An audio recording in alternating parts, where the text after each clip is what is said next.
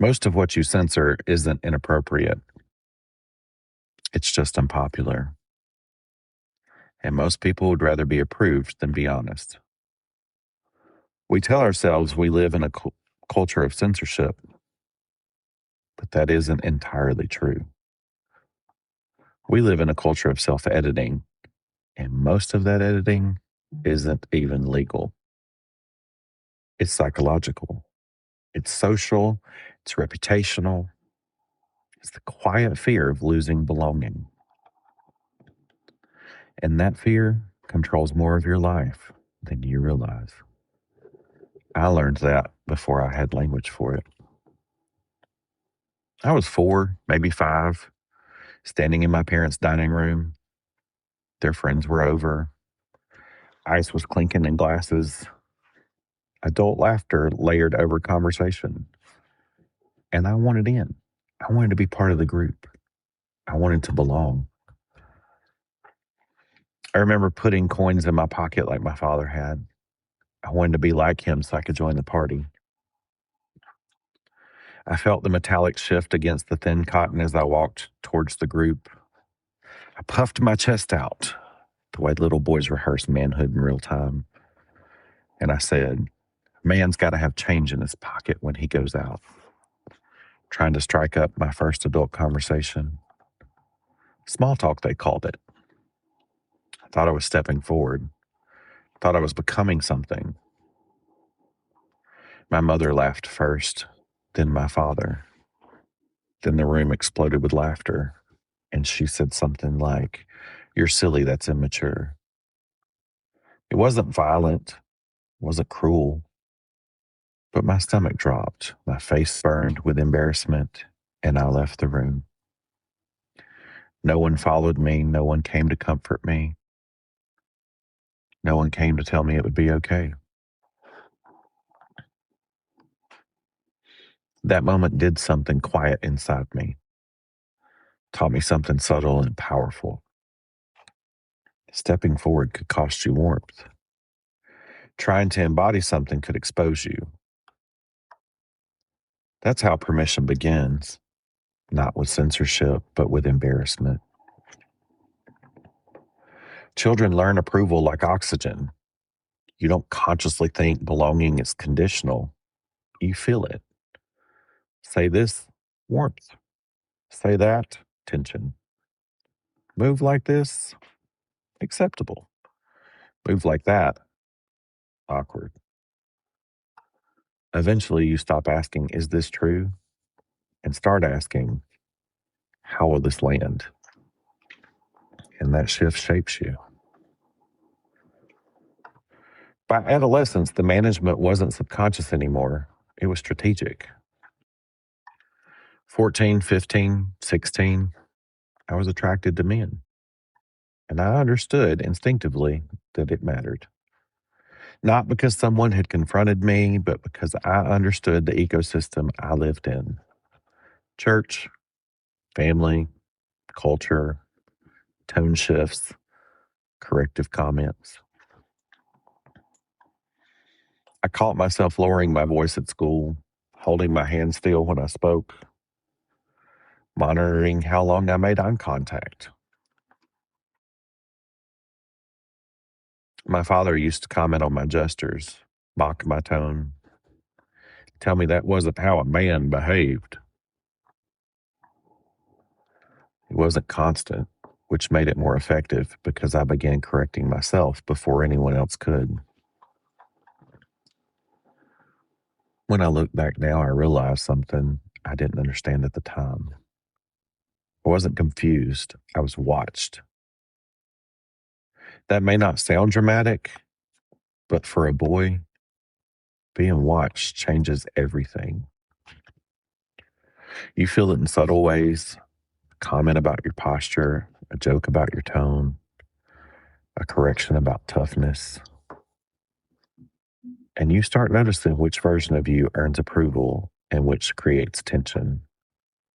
And tension to a child feels like danger. So you adjust.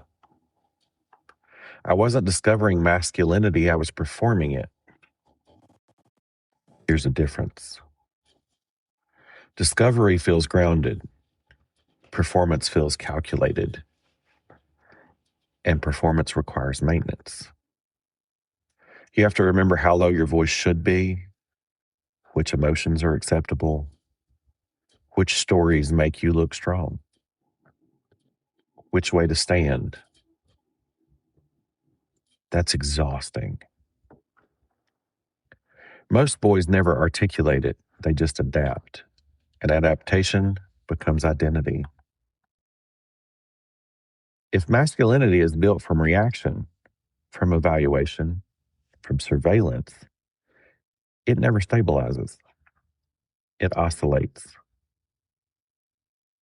Reactive masculinity overcompensates. It gets louder than necessary, sharper than necessary. Dominance becomes volume. Confidence becomes rigid because the goal isn't embodiment, it's control. Control perception, control suspicion, control the room. Integrated masculinity is different. It does not need theatrics. It tolerates misunderstanding without panic. It disciplines desire without pretending it doesn't exist. It remains steady when challenged. But you cannot build integrated masculinity if you're constantly scanning the room for permission. You build performance instead. And performance works until the room changes. When I lowered my voice, I wasn't becoming more of a man. I was becoming more acceptable. And there's a difference. I remember the pew, the rough fabric under my palms, the hum of the air conditioner in the sanctuary. I was sitting next to my grandparents. The pastor was speaking about love and God's design, about a man and a woman, about order, about anything outside of that order being rebellion, anything outside of that destined for eternal flame, difference being condemned to hell. He didn't know anything about me, but I felt exposed. I already knew I was attracted to men, and in that room, it felt radioactive. Shame doesn't need witnesses. It builds its own courtroom. My chest tightened. My hands went cold. I could hear my pulse in my ears. I remember scanning the sanctuary, wondering quietly, is anyone else in here bargaining the way that I am? Because I was already praying, not rebelliously, desperately. Please change me. Please remove this. Please fix me. Just love me. I don't want this to cost me everything.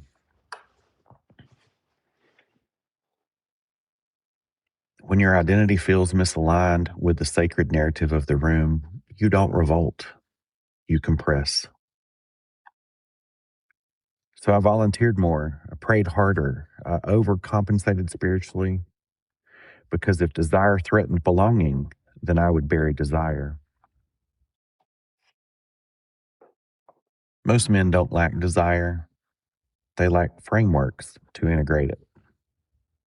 So desire splits. Public suppression, private anxiety, external discipline, internal conflict. If hunger is framed as corruption, you don't integrate it, you compartmentalize it. And compartmentalization keeps you functioning, but it prevents you from being whole.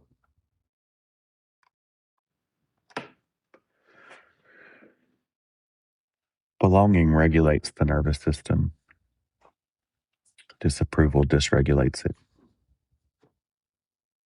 When you experience repeated moments where authenticity leads to tension, your brain learns something powerful. Authenticity equals risk. Risk equals instability, so you adapt. You soften language, you monitor tone, you withhold thoughts, and over time, this adaptation feels wise. But when shame attaches to identity, not behavior, fragmentation begins. Guilt says, I did something wrong. Shame says, I am something wrong. When shame merges with your identity, you split. Work self, church self, family self, private self. And that weight feels normal until you stabilize enough to realize disagreement will not annihilate you. Silence will not destroy you. Tension is not exile. Maturity is nervous system steadiness under social pressure. Not suppression, not rebellion, steadiness. And steadiness is rare. Let me bring this out of adolescence into adulthood, into leadership. I was in a meeting with my boss. She asked my opinion of how we could better empower our managers. A real question, and I answered honestly. I said we need to let them do the jobs we hired them to do. Give them autonomy, let them lead. We need to get out of their offices and stop micromanaging them. Not emotional, not confrontational, but clear. She pushed back immediately, said I needed to align more closely with company values. She argued hard enough that I paused and said, okay, you're right. And we moved on. So I thought. Later that evening, she brought it up again. She pushed again, and I let it rest. Not because I doubted the idea, but because I understood something. If you abandon conviction every time someone resists you, you train yourself to fragment again. 3 months later, we were in Boston, company-wide meeting. The executive vice president of the company takes the stage. He welcomes everybody and goes immediately into his presentation about empowering your employees. His first slide was almost word for word what I had said 3 months prior. Trust them. Give them autonomy. Let them lead. Stay out of their offices. Stop micromanaging your people. I leaned towards my boss and said calmly, sometimes you have to stay open to new ideas. That wasn't revenge. That wasn't ego. It was steadiness. I didn't rage when challenged. I didn't shrink. I didn't rewrite myself. I let the idea stand, and time validated it. That's integrated masculinity. Not dominance, not collapse. Clarity under resistance. Most people don't lose themselves dramatically. They adjust slightly, over and over and over, until their voice doesn't feel like theirs anymore. Integration is alignment between desire, belief, conviction, and speech, without theatrics, without apology. That's what we're building here. We're living in a moment where identity is politicized. Masculinity is politicized. Sexuality is politicized. Faith is politicized.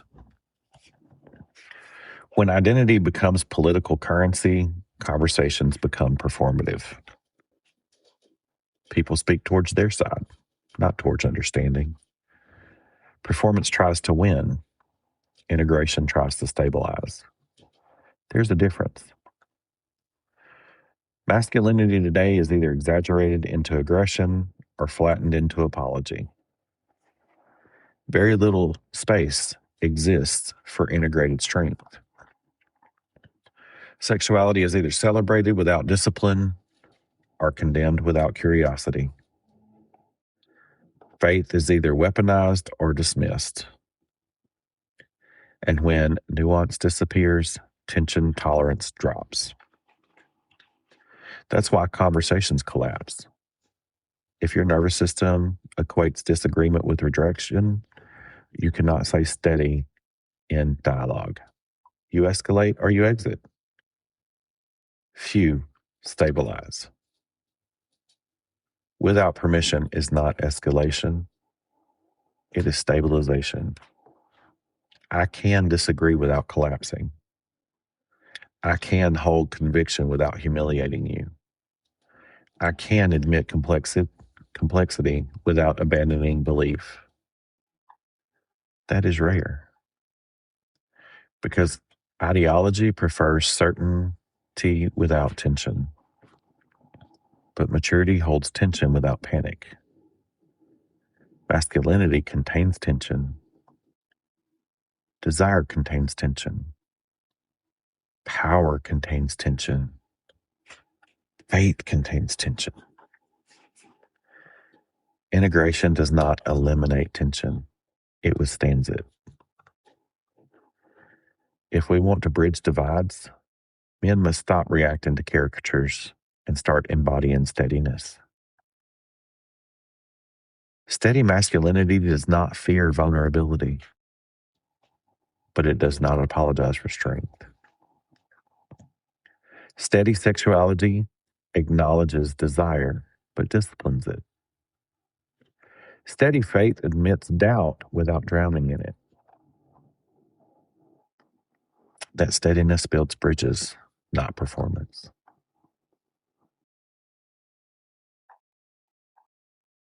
So let me ask you something. Where are you still adjusting tone before truth? Where do you rehearse sentences in your head and then choose the safer version? Is it at work, at home, in your faith community, in your relationships? Where did you first learn approval was conditional? A classroom moment, a family correction, a joke that landed wrong? Where has silence turned into resentment? Resentment is often unspoken truths stacked over time.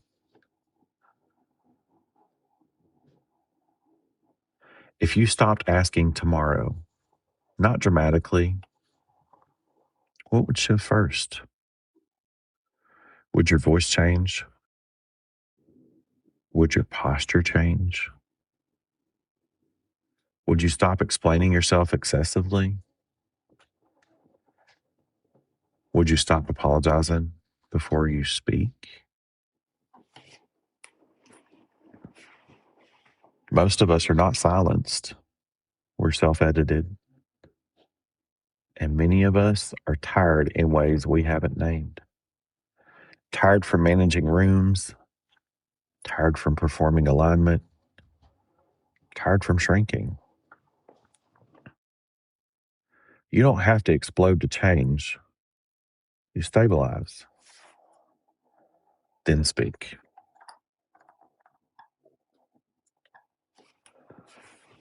Over the next episodes, we're going to slow the conversations down. We're going to talk about masculinity without slogans. We're going to talk about dominance and submission without caricature. We're going to talk about desire without pornographic language and without shame language. Disciplined language. We're going to talk about faith without pretending doubt doesn't exist. We're going to examine why men are either told to be softer or louder with very little space for integrated strength. Ideology is loud. Integration is quiet.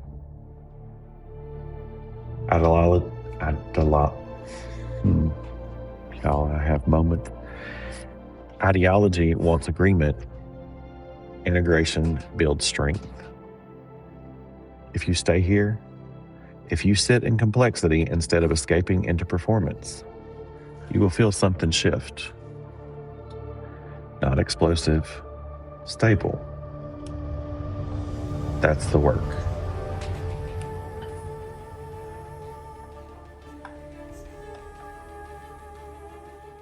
That little boy learned approval was fragile. That teenager learned desire was dangerous. That young man learned masculinity was monitored. But the man speaking now learned something else. If you spend your life protecting approval, you will lose yourself. And if you lose yourself long enough, resentment replaces belonging. I don't resent the room. I just refuse to ask it for permission. We're going to talk about masculinity without caricature, desire without apology, faith without denial, power without performance, culture without pretending it's neutral, calmly, directly integrated. And we're not asking first. I'm Chris Willingham, and this is Without Permission.